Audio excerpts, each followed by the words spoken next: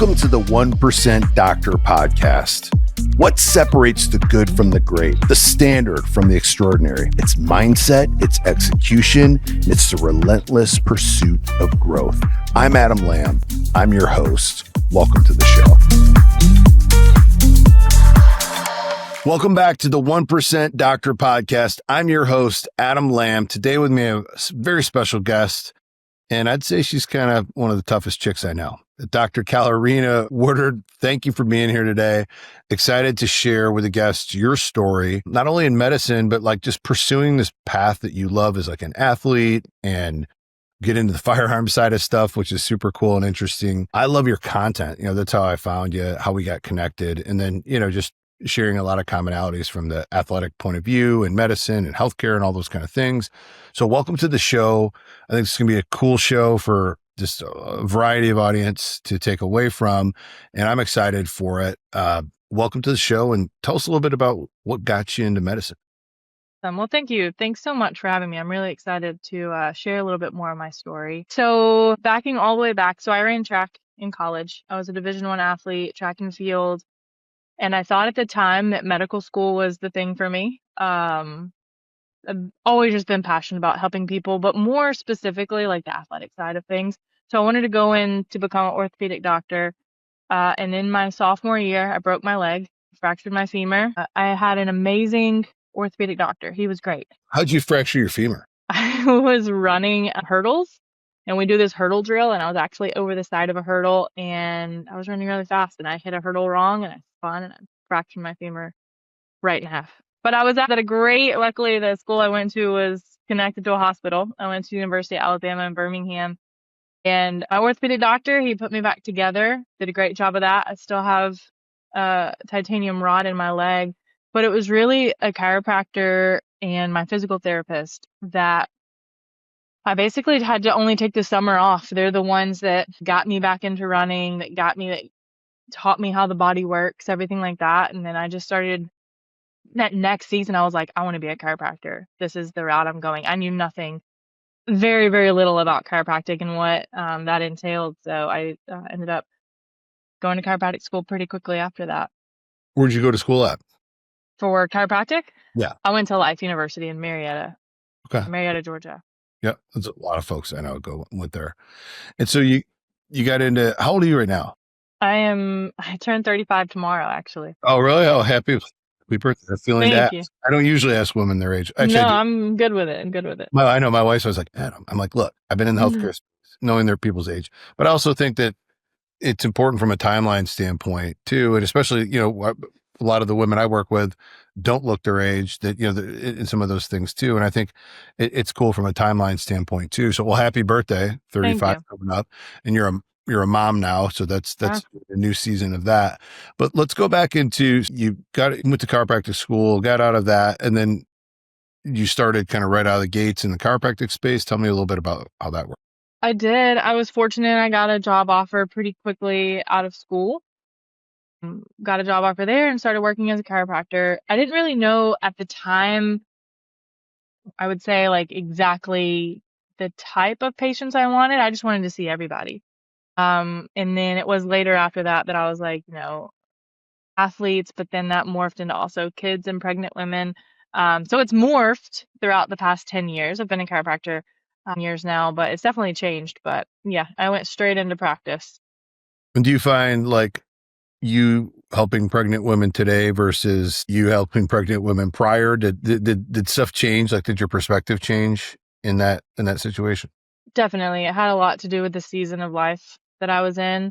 I became much more, I would call it, obsessed with hormones and the female body, especially around pregnancy, but the health related to that, and then helping pregnant women, of course, got me into kids, because all pregnant women, usually it results in a kid.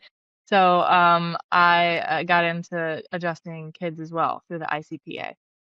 And then have you always you're in great shape. Like anyone that checks your content out on it's Miss Notorious 1. Miss Notorious 1, that's right. You're just like fit, throwing heavy stuff around, shooting guns. Like, I'm like, this lady's awesome.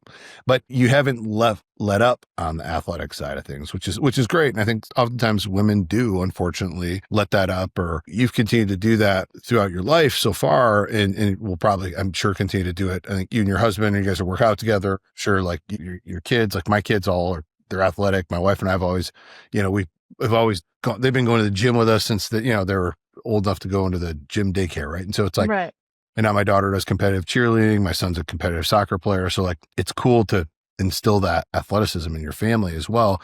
And as parents, leading that by example. But I think also you as like a practitioner, like being able to lead that example in the office too, right? Like if someone sees you and they can tell like this woman takes care of herself. And I think that people are going to listen to you more when you look the part as well. Have you found that, like whether it's younger athletes or like, how do you find people receive you just based on the lifestyle you live as a doctor to them? Do you think that that has a lot to do with that? For sure. That's always actually been a really important thing to me too. I've seen doctors that you wouldn't take health advice from. We've all seen those doctors before that, they go on a, smoke break or something. And you're like, is this the person that I would take health advice I did from? chiropractor one time, like literally this, where I went in to go see this chiropractor. I didn't know him. It was like, I didn't really have a chiropractor at the time. And I remember pulling in and seeing this guy out back smoking. And then I went in and waited, and the guy comes back. He's like, all right, come to see. And I'm like, you're the chiropractor? He's like, yeah. I'm like, I'm out. Yeah. Yeah. And I found amazing chiropractors since then, but that was a long time ago. But literally I saw that and I was like, dude, I'm not listening to a word you say. I'm not judging, Right. but I'm like, I don't trust you.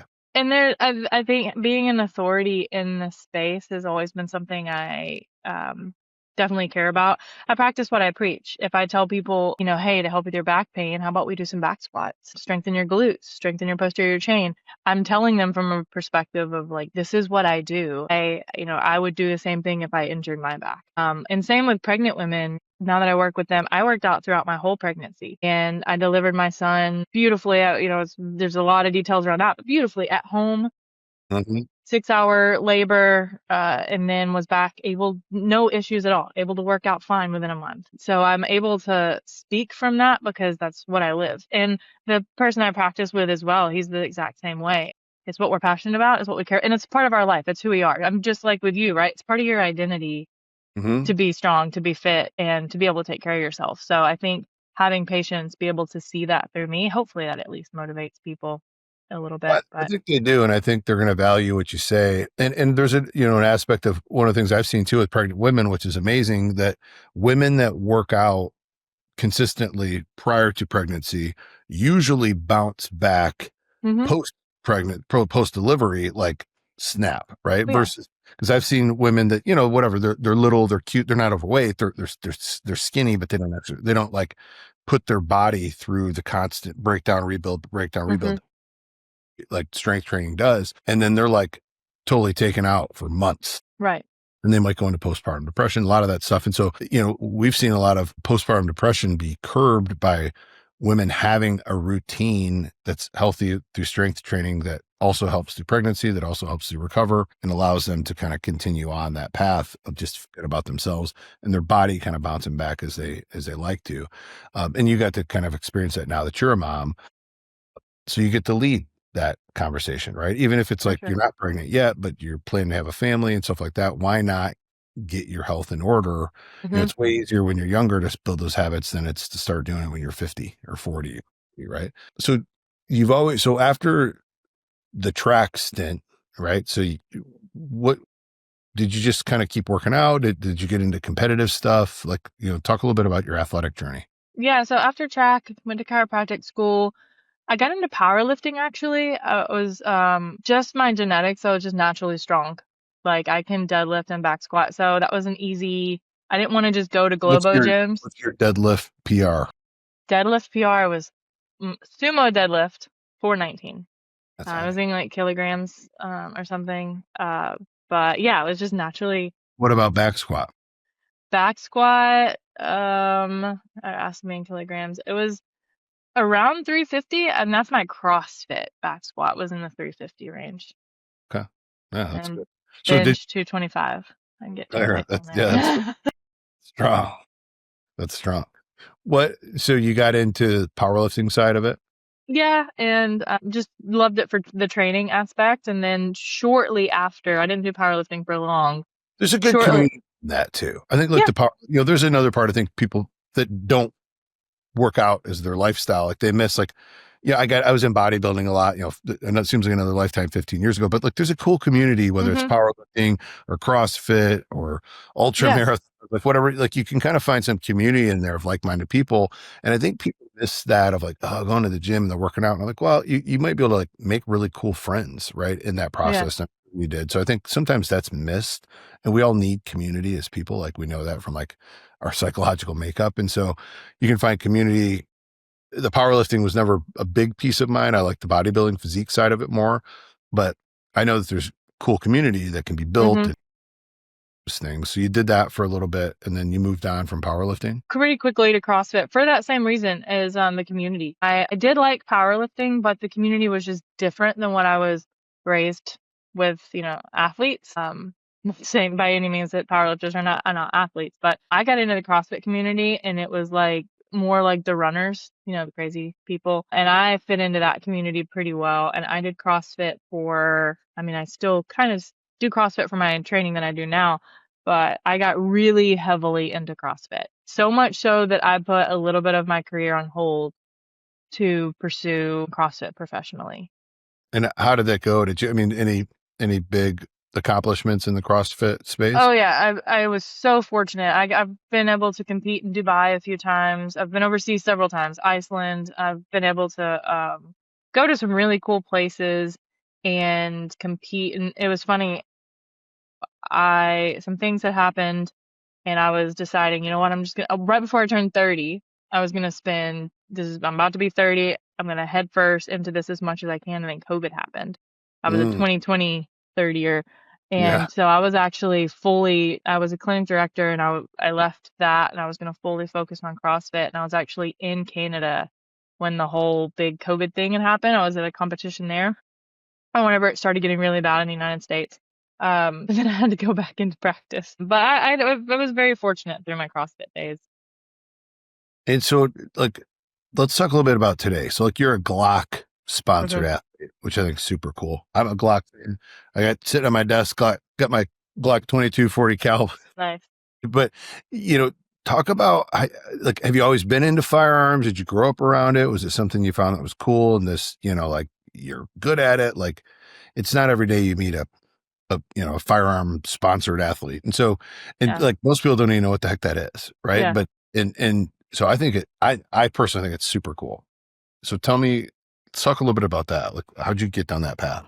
How'd that happen? So again, another just very fortunate. I was training in the CrossFit space and I had a friend that was hired on as a photographer for this thing called the Tactical Games. And he, I think, was at the first one.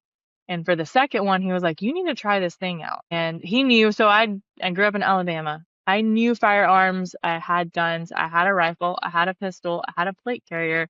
He was like, we'll get you a belt. We'll get you enough magazines. Just show up to this thing. It just so happened to be pretty close to where I was.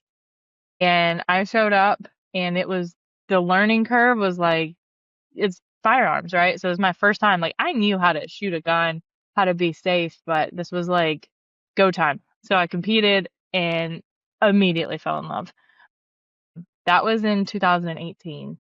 And then I started competing more and more, getting, sponsors here or there, picking up some people. And then I think Glock has become a little bit more interested in the tactical world and just a different sport besides just playing USPSA. And I actually it was a job interview. I sat before the HR department and the vice president and the team captain. I sat before them, all dressy clothes and everything. And I had an interview and we talked about me and shooting. And at the end of it, I was like, hey guys, I am not the best shooter in the world, but I'm very, very passionate about this. And I feel like it's something that I can represent well. I can represent women in this space well. I'm still at the I'm an elite competitor, but I'm by no means like the absolute best. I would like to be this year. But anyways, yeah, they ended up hiring me, basically how that works. I'm on the pro team. That was 2023. And Mm, then a month after getting hired, I was like, Oh, so by the way, I think I'm pregnant. So my first year, I got to do a few competitions, and then I had my son. That's awesome. But they But kept me. Glock has been great. you have some awesome pictures of like you out there, whether it's with a gun, rifle, like also like hanging out with your son, and and you're like covered in mud, and you're like, Yeah, muscles. Like it's cool. And I think there's, I think of you're a little bit younger than me, but you might remember the movie like Terminator 2, like like the yeah. mom, I and have she's older just brothers. I've seen it yeah, all. but she was like the most badass woman anyone ever saw, right? And so I think Yeah, there's a lot of women out there, and I think like even me as a guy, like I thought that was attractive, like a woman who's like fit and tough. Like no one saw that doing pull ups. right. And so it's like, and I think I personally think we need just more women. My wife goes to gym, every day. She's strong. She's independent. Like it's something I've always found attractive. And I just think it's an attractive role model for women to, it's like, yeah, like you can just be cute and dress nice and have cute shoes and stuff like that. But also to be able to like deadlift 225 pounds and to be able to like Hmm. shoot a firearm pretty well and like run up a hill. Like Absolutely. it's just neat. And I think you're right. Like you represent that brand. And I think you represent the space of like strong women well, right? I think Thank you. there's a lot of young women that are probably super motivated and, follow you and stuff like that, which is great. And so talk a little bit about like so how do you practice? Like, do you shoot regularly? Is it like you have to be with the team? Like, how do you get better? I compete a lot, but I'm about 15, 20 minutes from a range here. I go out there and I shoot once, twice a week. My husband will go with me. Fridays are mine and my husband's like day. I can put my son in daycare and we go to the range together. But I Firearm. typically go Tuesday. Yeah, fire on Fridays, exactly. He takes a early lunch break and we go on Fridays. Um, but yeah, I train typically 2 days a week. This past month, I've competed almost every weekend. I mean, I've competed several times. So honestly, I get so many reps in by just competing. Mm, But yeah, 2 days a week of training.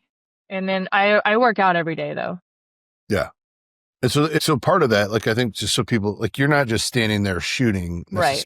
necessarily, right? And so I think like, and, for people to grasp, all Hmm. the things that you do, I think following you, Miss Notorious one is key. That's where you kind of take some of this in, but like, talk a little bit about what that looks like. I mean, cause you're doing almost like, it's like a Spartan race with firearms, right? And so explain a little bit for the folks that don't understand it. Cause I think more people would want to do it if they kind of saw it, especially the athletics. It's like, if you like athleticism and you like firearms, this is for you. Yeah, it would be extremely hard to train for at an indoor range. I have to be able to move. So most of what we do is you're shooting under stress of some kind. Lots of sandbag lifting. So I'm usually at the range with either dumbbells, farmer carrying something, dumbbell snatching or something like that, or I'm throwing a sandbag over something or carrying a sandbag or pulling a sled. And then it's moving. Whenever we shoot in the tactical games, there are some two-gun stages where we do move through and shoot, and you walk and shoot. And I have some of those things on my social media where you can see. But I would say that's only of an 8-stage weekend. That's usually just one or two stages total. The rest, there's a static firing line, but you have to run up to the firing line, get your weapon ready, and then shoot either rifle behind a barricade or rifle standing in freestyle. Pistol is usually just standing freestyle. Mm-hmm. You have to show everything clear, and that's a huge part of what we do too. You're never running around with a hot weapon unless you're in one of those two-gun stages. There's a way that we have to show our gun clear, and that eats up a lot of time. If you don't know how to either pull your magazine out, pull the bolt back, pull the slide back, show the judge that you're clear, set your stuff down and go, you can waste 30 seconds there. So through the years of me doing that, I've gotten pretty efficient at that. But my training will look like, let me do a bunch of burpee sandbag broad jumps Is and that then get just to the to like fire. fatigue your body and mess with your mind a little bit? Like, so because that's part of the competition, right? Is like the Right. physical.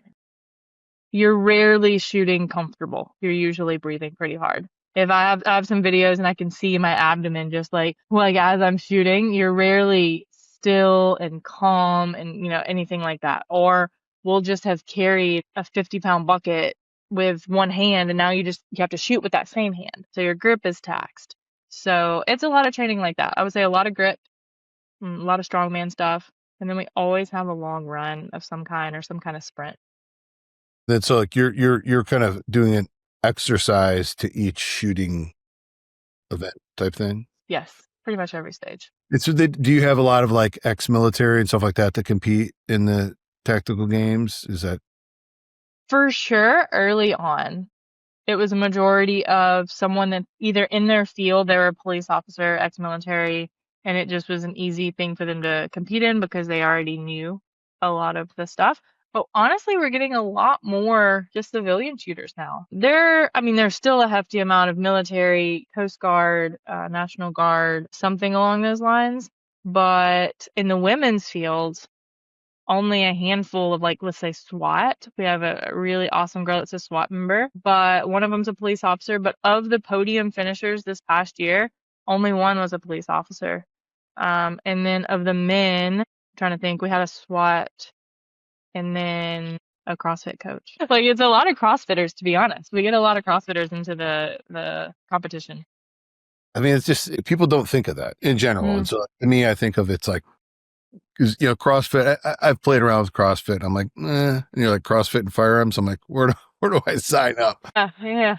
For you, it wouldn't be so much. There's the CrossFit, the handstand walks, right, the bar muscle ups. Thank goodness, me as a big girl getting away from that. It's more of just, you got a 200-pound sandbag. You got to get over this 40-inch box, and that's your barrier. So it's a lot of fun. That's part of the training or part of the competition might be like, you have to get a 40-pound bag over the thing and then you can shoot. That's awesome. I love that because, here's the deal. There's a lot of people that love, mostly men, and I'll say maybe hunters, that love firearms, but they ain't lifting a 40-pound bag over. So, but I just like the aspect of that, of like being physically fit and also being great at shooting. You brought up the part about safety too, because there's an aspect of, there's obviously some people are divided, right? I've always been pro firearms. There's a lot of people that don't like firearms. And I've always been of the belief of like, people that don't like firearms haven't been able to experience it, right? Their firearm experience might be out of fear, watching the news, watching some movie and I love to take people and teach them firearm safety and the experience. And, I have like suppressors and doing cool stuff, just seeing all the different stuff too, because it just makes it like a little more fun and interesting. See how all my kids know how to shoot. They understand safety. They know all the different kinds of different weapons and stuff like that. And to become more engaged and understand it and realize, like, even I think of like my father-in-law doesn't like guns, but he's an engineer. And so like I went and did some like long range shooting, and like you're calculating like wind, gravity, like all this kind of stuff. Like it's stuff that he would get interested in. Right. And I remember trying to talk to him a little bit about long range shooting, and because he's like, guns, I don't, and I'm like, well, what about, when you're hitting this target 800 yards away, and you get this little thing, you're measuring the wind. And so he could start, he started getting engaged with, like, because he understands gravity and like how fast it drops and velocity, and learning all these things. And it actually gets really cool. Like there's an aspect of it that you can make firearms interesting if you get engaged in it. Everybody should just learn how to operate a firearm, learn safety around firearms and all those kind of things. I think it would save a lot of lives. And then for you to integrate it into working out, athleticism, I think that's just so cool. What are some of the biggest takeaways you have of like your experience with competitive shooting and specifically in what you do? Yeah, I have a lot of people ask me, like, I have a lot of people that are like, hey, I have a gun, but I've never shot it. And that, in my opinion, is like, that's very dangerous, because like, what are you going to do in an emergency situation? One, you're either just going to not use the gun, or you're not going to use it properly. Heaven forbid an emergency situation ever happens. That's a big thing that, especially at Glock, we're really big about, is practicing and becoming familiar. If you do own a firearm, familiar with your firearm is a huge part of safety. Practicing with it, because you don't know, like, you have a 40 cal over there, somebody may be used to shooting a 22. And they don't know they may pick that up and think that, I'm going to shoot, somebody's barging in, and then they don't know what that's going to feel like, or something like that. So, and they get one shot off. They don't hit the target. Now because the expectation was not, and they just drop it. They drop it. Then the intruder who didn't have a gun now has your gun, because you dropped it and you're scared and you're running and might get killed by your own gun. Yeah. It's crazy scenarios. Yeah. It's real. It can happen. Mm-hmm. And it's something my dad always said about guns and anything. He's like, I'd rather have it and never, ever, ever need it than to need it and not have one. But if you have one, you need to know how to use it and you need to practice with it. So a big takeaway for me, I definitely have a lot of respect for firearms because I see professional shooters all the time make tiny mistakes, and I'm not above making a tiny mistake. And we're very, very safe in the tactical games. You get a disqualification for anything, even the slightest, considering unsafe. Like if I were going to take the magazine out of my gun, but I point it like this and I'm breaking the 180, I'm out. Like Wow. that's still, I'm not pointing at myself, I'm not pointing at my hands, but I could be pointing at someone standing over there. So there's a lot of like really nuanced safety things that we're really big on. But no, I love it. It's definitely been something that I'm really, really passionate about. And everyone in the sport that's been in the sport for a while, they're passionate about the safety aspect, training and respecting your gun, not just like, oh, this is just this cool thing we do, Mhm. throwing guns around. There's still that important respect piece to it. Yeah. And I think just people learning, I was really proud my mom went. She lives in Michigan still, but she went and took like, the concealed carry classes and did all that. So she doesn't have a gun. She still needs to get one. But, going through that, learning it and understanding it, single woman lives by herself. And so it's like, there's just an aspect of like, just go familiarize yourself with the Mm-hmm. fire. You have to join, the tactical games. Yeah. It doesn't even mean you have to buy a gun. It doesn't even mean you have to go shoot regularly, but like you should at least experience it for yourself to have your own perspective Yeah. and understand, have a good instructor and some of those things. Let's pivot and talk a little bit about your training. I mean, obviously you're super athletic. You work out, like you said, every day. Mm-hmm. I see some of the stuff you're doing, like some of these like crazy incline sprints where you find a treadmill like that. Like what are, what's your typical training regimen look like? So yeah, I train pretty much every day. I've gotten more into sprinting. There's a gym near me. It's called Uberzati, and they actually invented that treadmill. It'll go to a 40% incline. Yeah, 'cause I see your content on there. I'm like, where do you find that? Like, it's It's like an amazing treadmill. you look like a miniature person on this, like, crazy Mm, site. It's so big. yeah, it's a monster. But I try to do that one day a week, mainly because as women, as anybody, we need to be able to sprint. You've seen the statistics of like people over 40 that can still sprint. I ran track. I just want to continue to keep that agility because it's going to keep me from getting hurt. I need to be able to jump off of a box and my knees not blow out. I need to be able to sprint and not tear a hamstring. So I try to sprint at least one day a week.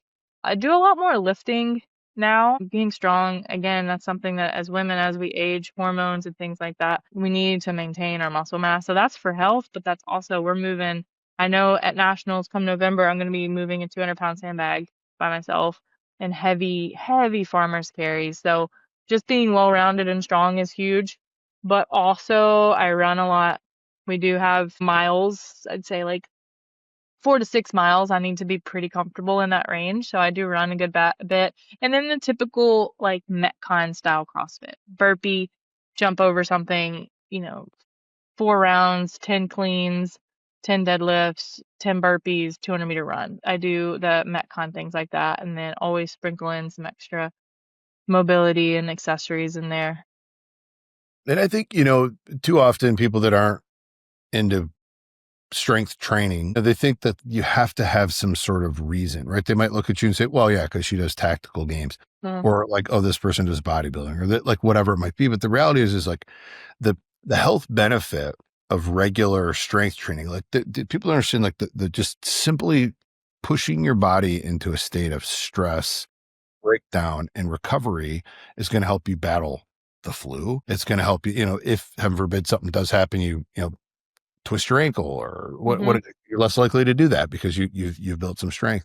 Like you said, it's like you got to be able to jump off a box because we get injured when, especially like I call it like the over 40 crowd. Most of people that get injured do something stupid, and if they were in a little bit of better shape, right, like hmm or their ACL, well, if they were training legs regularly, they may have just pulled something, right, versus like a tear or something like that. And so as we age, the importance, one of the docs who's been a great friend of mine for years, is cardiovascular surgeon, right? 68 years old. The guy still deadlifts every week, So right? important. Yeah. He's a big fan of testosterone and red meat and strength training, because he's like, a lot of the people that I see, or a lot of the injuries that happen, it's because they're withering away, right? Yeah. So you're either kind of growing, or you're dying, you're building, or you're falling apart.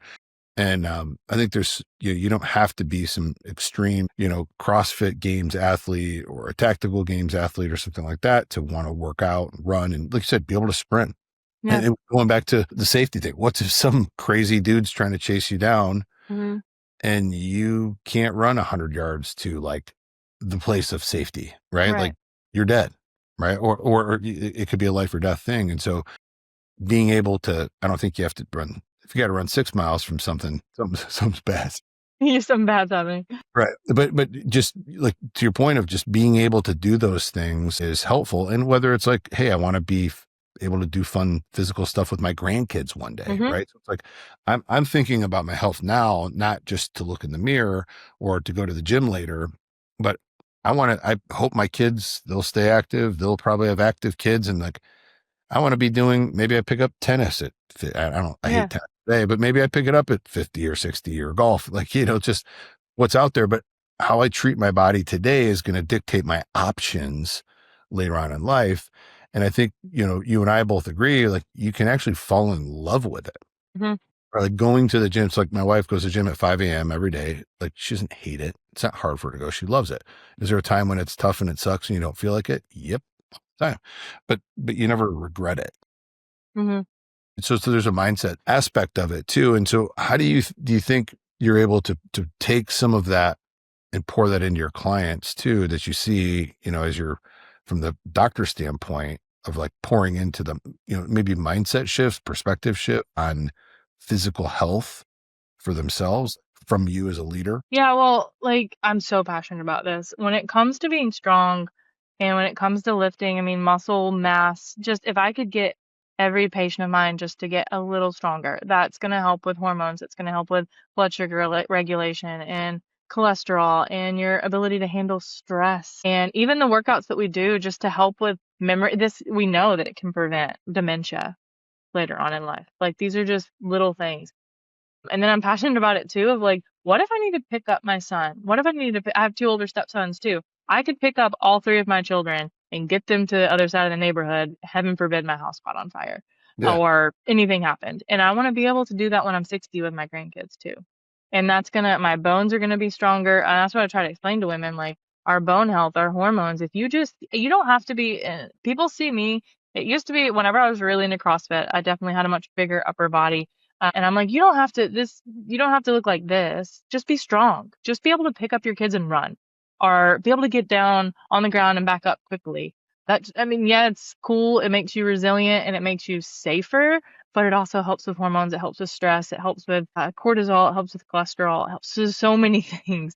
Yeah, there's so many. The list is endless. Yes. The negatives are the list of negatives is like all just feelings of like, it's hard, it's tough, until you love it. Right. Yeah. You don't, and like you mentioned, like your size, like there's some women might think, well, I don't want to lift weights because I don't want to look like her. You're like, pump the brakes, Betty.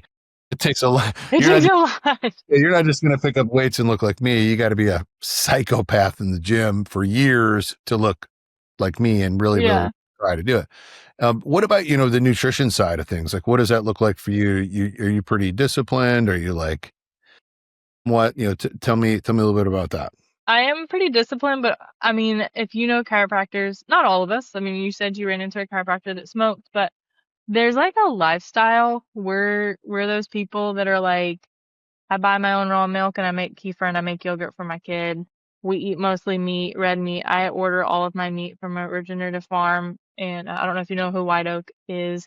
I'm very particular about like quality of things. When it comes to food, health and like appreciating my food, I try to limit processed things as much as possible, mainly for like the respect of food. I want food to be food in my household. That does not mean that, like, my birthday's tomorrow, I'm gonna eat cake, but I ordered cake from a lady that gets her flour from Italy because our flour here sucks. So like I'm really particular about things like that, but I still eat realistic. Then my daycare, the workers my son goes to, they're like, who is this crazy lady sending her kid with like liver and beef meatballs and stuff like that? But we eat Yeah. healthy. And the reality is folks like you and I, we know more than the average American when it comes to nutrition, health, and when you zoom out, and we might look crazy because we want to food and have this stuff, but the reality is if you knew what we knew, this junk that's in your water, all the crap that's in our food, all the stuff, all the dyes, all these different things, you would be the crazy person to continue to consume all that stuff, right? And so it's like, my kids, do they want to have junk food sometimes and stuff like that? Yeah, and I'm like 80% of the time. That's a good rule. Yeah, pretty dialed in, and then 20% is like, whatever, dude. I got to live life, and I do enough of the other good things to offset it, whether it's a cheeseburger or Chinese food or something like that. But for the most part, like every morning I eat, or when I eat, my first meal is usually whole eggs, like the expensive healthy kind with like oats, like organic oats, right? And so it's like eating something like that that's consistent, or chicken, rice, beef, rice, like just being pretty consistent with it's not hard and complex.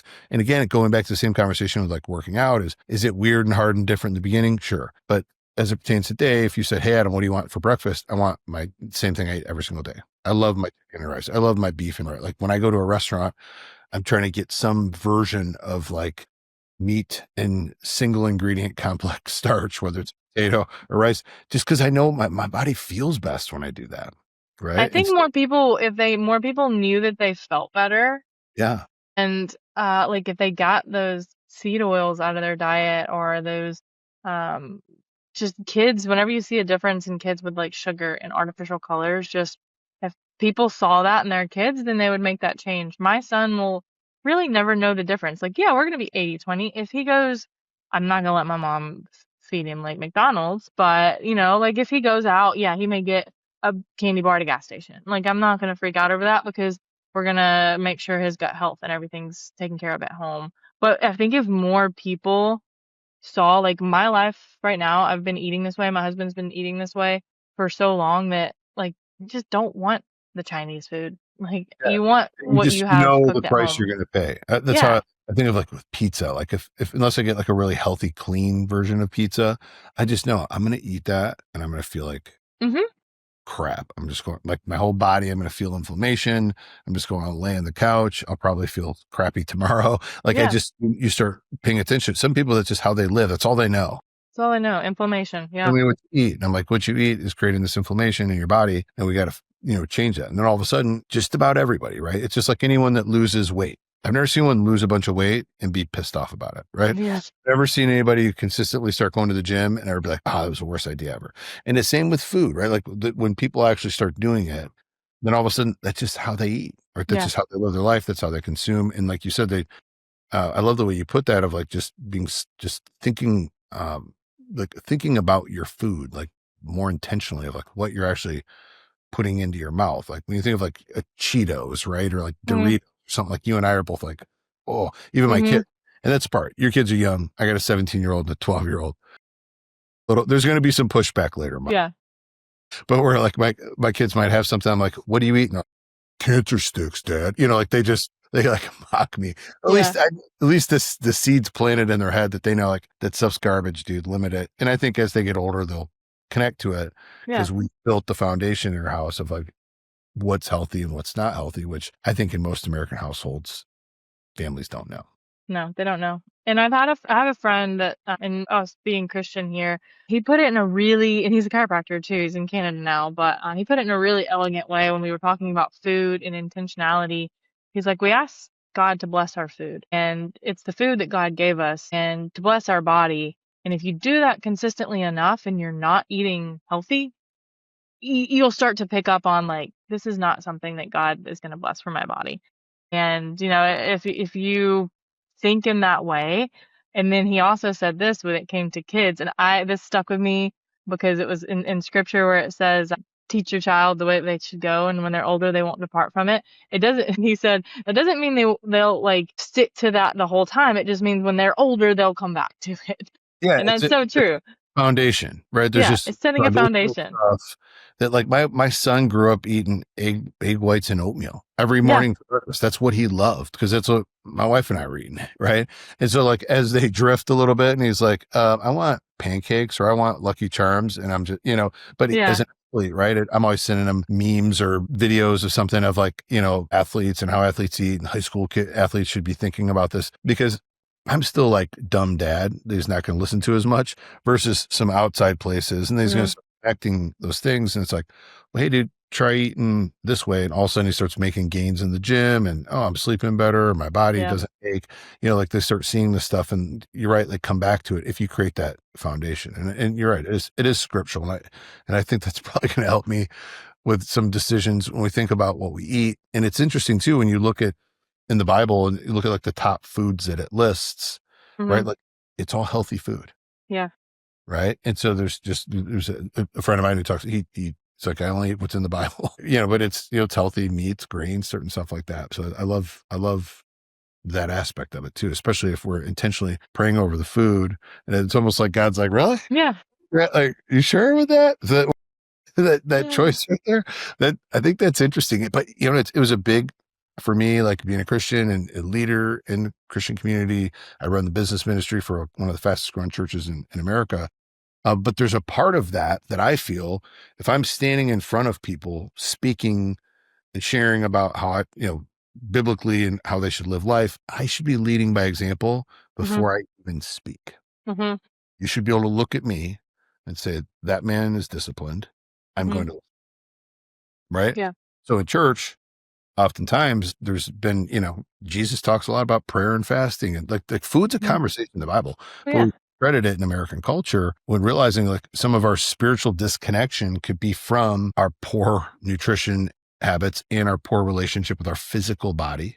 Right. And I think that when I try to bring that awareness because look, man, if you're up at the pulpit telling people how to live life, but no one's looking at you thinking, man, I don't want that guy's, but like, I don't know if he believes this stuff, right? yeah, Because you're reading the Bible and you're seeing these things, I think it's important. And then even the congregation, because it's like, if I go and get, you got a tattoo, well, if I go get a tattoo, there's a bunch of church people that are like, hey, body's for the sure. temple. I'm like, Yeah.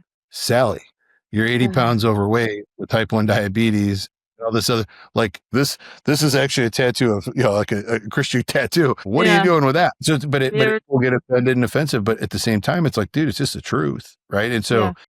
are you actually honoring God with your body? And I mean, I grew up Southern Baptist. You see that a lot. And I've had the conversation with my dad before. My dad's a deacon, and my oldest brother is a preacher. And I've had the conversation with my dad before about like, they don't drink alcohol, anything like that. And I'm like, Dad, but you're consuming so much sugar, which is not good for your body. And are you really honoring what God has given you as a body if you're treating it like this? That's a deep conversation, but I've definitely had those conversations too. But there's a balance. There's a balance to all of it. And you hit it too with like just showing people that you're disciplined. Because if you're a disciplined person and you respect yourself enough, that's going to show, it's going to bleed over into your family, and it's going to bleed over into your faith too. Yeah. Like my cup has to be full in order to pour Mhm. over into others. Right. And Yeah, yeah. so I have to make those disciplines that we have to choose in our life. And I think part of it's how we take care of our health. Our health has got to be number one. Right. And a Mhm. lot of people, I believe I'm my greatest asset is me, Mhm. my health. If I'm Mhm. dead, who's going to leave my wife? Who's going to leave my children? Who's Mhm. going to do the things? So it's like, I have to take care of me first. And we've got away from that in society. And Oh, even yeah. I'll call some Christian people might think, well, that's prideful. No, it's not, dude. Because if you're dead, you're done. Right. You And gotta so, put your own oxygen mask on first. That's yeah, the, exactly. like, I love number that. one rule, right? 100%. And so it's like, I have to put it's just like my morning routine. It's like 2.5 hours in the morning. People are like, what do you do for 2.5 hours? I get myself, this is where I'm taking care of me. I put myself in Mhm. the right mental, physical, spiritual state before I go into the day so that I can give everything I got to those that I lead or work with or, my family versus, flying out of bed with the alarm, chasing my day, feeling stressed out and anxious, Yeah. having a crappy meal to start my day and messing with my energy and all these kind of things that's like, that's not the best version of yourself. And so that's interesting. It all ties together, right? It all ties Mhm. together with health and physical fitness and nutrition. And I think when you create the right foundation, you get to go pursue a really cool life like you're doing, like shooting guns and running around and being a mom and all that exciting stuff. Lastly, like how has being a mom changed your perspective from before? Like what's like the biggest takeaway you think for you of as being a mom that, there's a part of it where our parents will tell us, well, you'll know when you are a parent. You're like, whatever. Yeah. And then you become a parent. You're like, yeah, you're right. Yeah. I didn't. What do you think?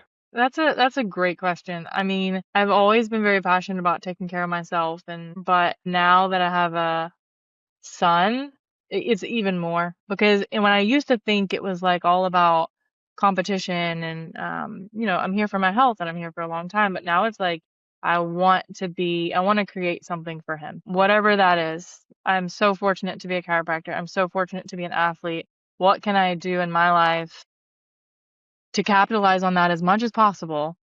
Yes, for me, so that I can make sure my family's taken care of, but most importantly, so that I can be an example for him, and then I can maybe leave him some kind of legacy. I want him to see me. I want to be that mom that, I don't know if he's going to have Instagram in 20 years, but I want him to be able to take a picture of me and say, like, I'm doing what I'm doing because of this. I watch people like, I don't know. Legacy mindset, right? You're thinking beyond, before kids, it's like all about me. Yeah. And then it's like me plus. Mm-hmm. Right. That's a beautiful, I mean, I don't know if there's a correct answer, but that's the correct answer to the question, because that's part of it, is how we start thinking about the legacy side of what we do. And even, it's cool. And you can appreciate this, I think, is like my son goes to the same gym I go to. And so sometimes I'll be at the gym and he'll be with his buddies, and I can tell he's like, feels good about introducing, like seeing me at the gym with his friends. And like most of his buddies know who I am, but the ones that don't, where he's just like, oh yeah, hey, this is my dad. And and I'm kind of standing there kind of jacked and, like bigger than most. So I can just tell like the kids kind of think I'm cool. They're going to listen to me. They're going to respect me. But most importantly, I could tell that my son is proud. Right. Yeah. Share one quick thing, which is funny. Every morning, part of my morning routine, I walk in the treadmill usually for like a mile, 2 miles, and I read the Bible. So I call it my Bible mile. So I read the Bible while I walk. And it's funny, but sometimes I do it, I'm in my underwear, right? So I'll do a little video, not of my underwear, but you can see me walking, and then you can see the Bible. Like I'll post that on my Instagram every morning from a consistency thing. But it was funny, my son, this is about a month ago, he's leaving to go to school. So he opens like the door in the wellness room. I'm in my underwear reading the Bible. And he looks at me, he's like, oh, here's the view Instagram doesn't see.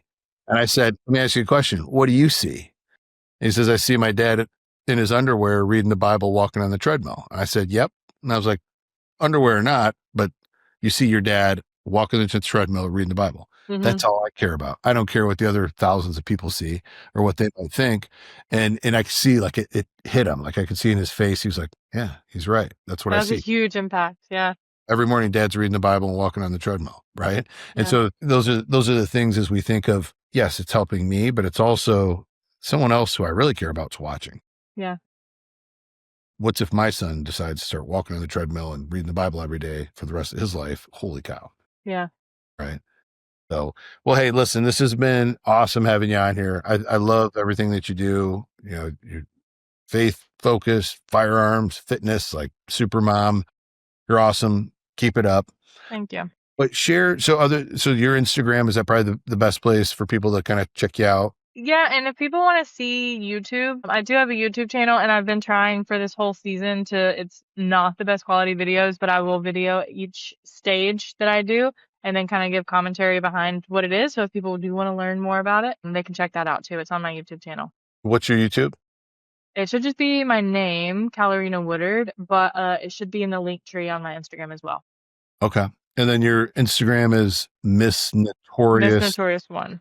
Right. Yeah. And we'll put all that in the show notes for everybody who wants to check you out. I recommend it. Check you out. You're inspiring. You're doing great work. Grateful for the friendship. Honored to have you here in the podcast sharing. I think you shared so much great information, lots of value, lots of nuggets to take away for other people. And again, for the guests or the folks listening, we thank you for it. This is the 1% Doctor Podcast. I'm your host, Adam Lamb. Please like, subscribe, and share this episode, and tune in for next episode. Thanks so much for tuning in to this episode of the 1% Doctor. Please be sure to subscribe to the show where you're able to consume more podcasts, get more value, and learn more about doctors potentially just like you. Please tell a friend, review the show, and we'll see you in the next episode.